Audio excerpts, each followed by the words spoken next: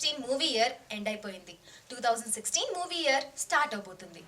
1 year, 365 days, 52 weeks, 90 movies.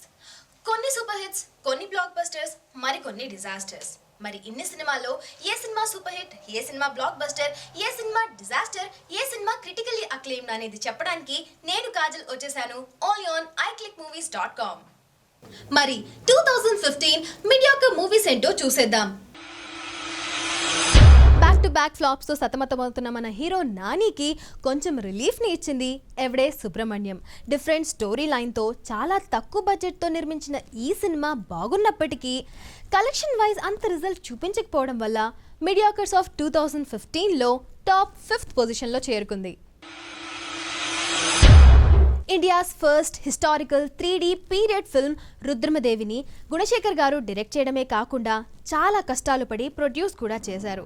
కాకపోతే Gona Ganna Reddy character ఒక్కటే highlight కావడం, గ్రాఫిక్స్ అంతగా బాగోలేకపోవడం, స్టోరీ కూడా అంత గ్రిప్పింగ్గా లేకపోవడం వల్ల కలెక్షన్స్ అంతగా వసూలు చేయలేకపోయింది. బట్ 70 crores బడ్జెట్తో రిలీజ్ చేసిన ఈ సినిమా 70 crores మాత్రమే కలెక్ట్ చేయడం వల్ల మీడియాకర్స్ ఆఫ్ 2015లో 4th పొజిషన్లో చోటు సంపాదించుకుంది. రమయ్య వస్తావయ్య డిజాస్టర్ తర్వాత డైరెక్టర్ హరిశంకర్కి అవకాశాలు లేవు.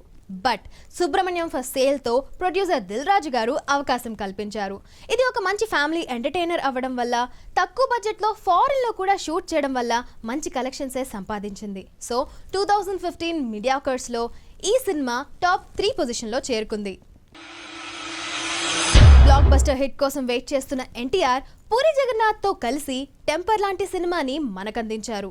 ఈ సినిమాలో మన young tiger NTR's high voltage energy ఉన్నప్పటికీ, పూరి జగన్నాథ్ మార్క్ డైలాగ్స్ ఉన్నప్పటికీ, అద్భుతమైన స్టోరీ వక్కంతం వంశీ అందించినప్పటికీ కలెక్షన్స్ పరంగా అంతంత మాత్రాన్నే కలెక్ట్ చేసింది. సో ఈ సినిమా 2015 మీడియాకర్స్లో 2nd పొజిషన్లో చోటు సంపాదించుకుంది. ఫ్యామిలీ ఆడియన్స్ని టార్గెట్ చేసే త్రివిక్రమ్ శ్రీనివాస్ 2015లో కూడా ఒక మంచి ఫ్యామిలీ మాస్ ఎంటర్టైనర్తో మన ముందుకొచ్చారు. విలువలే ఆస్తి అంటూ సమాజంలో పడిపోతున్న విలువల్ని కాపాడే ప్రయత్నం చేశారు. అల్లు అర్జున్ కెరీర్లోనే మంచి సినిమాగా నిలిచిన ఈ సన్ ఆఫ్ సత్యమూర్తి కలెక్షన్స్ పరంగా కూడా మంచిగానే రాబట్టింది. పెట్టిన బడ్జెట్కి లాభాలు కూడా తెచ్చిపెట్టిన son of Satyamurthy mediocres of 2015లో టాప్ 1 పొజిషన్లో చోటు సంపాదించుకుంది.